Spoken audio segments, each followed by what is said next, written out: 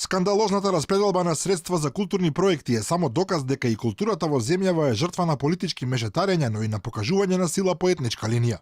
Експерти во фелата, но и бројни уметници излегуваат со забелешки дека дилетантизмот, односно нестручноста и незнаењето се само еден, и тоа помалиот сегмент од проблемот. Зато овој скандалозен избор стои една партија која што Министерството за култура си го смета за своја освоена територија, на која што може да прави што сака, да дели како сака. Позадината на сево ова е демонстрирање на сила, освојување на територија и праќање порака, сега е ова наше и ние ќе правиме што сакаме и вие нас ништо не ми можете, што значи позадината е чист шовинизам и дискриминација по етнички клуч.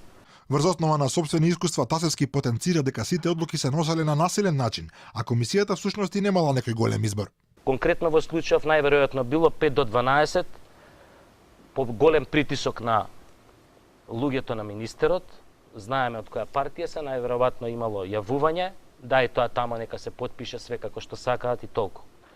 Ја ова по некој искуство како беше минатата година, па еве сега претпоставувам дека на тој начин се е тоа нож под грло и потпиши. Експертите во оваа област покажуваат со прсти кон условно македонската страна, повекувајќи се на сознание дека најголемата партија во власта и самата наредувала кој, како и колку треба да добие од колачот за култура. Имам информации дека исто така во текот на седмиците, барем македонскиот дел од комисијата, се повикувале на одредени налози од горе, што е исто така скандалозно. Значи, такви дали се решавало, тоа е прашањето, дали овде се решавало по политичка линија или по етничка линија, или пак на вистина се следеле стандардите кои што биле пропишани согласно самиот конкурс. Министерот Асаф Адеми како неодговорен трпи и најмногу критики. Тој најави дека е подготвен да поднесе и оставка, но инсистира дека распределбата на парите согласно годинешната програма била направена според законот. Уверува и дека одговорност ќе понесат и оние во комисијата за кои ќе се утврди дека направиле грешка, иако е уверен дека такво нешто немало.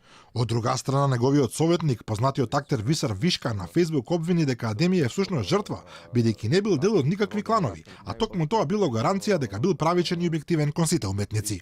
Сите култури, сите вери, националности.